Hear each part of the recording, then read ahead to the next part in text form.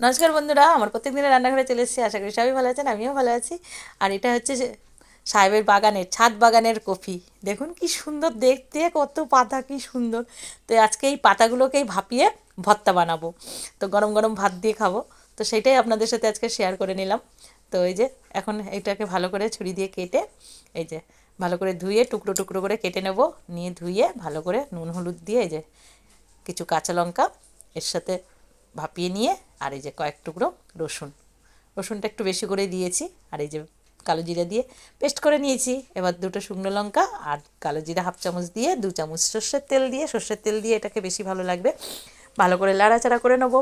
তো ভালো লাগলে লাইক কমেন্ট করে দেবেন, সবসময় পাশে থাকবেন, এইভাবেই পাশে থাকবেন। আর আমি এইভাবে একটু রান্না করে আপনাদের সাথে শেয়ার করব। আর এই যে সামান্য নুন আর হলুদ 1 চামচ দিয়েছি, আর চিনিটা দিয়েছি।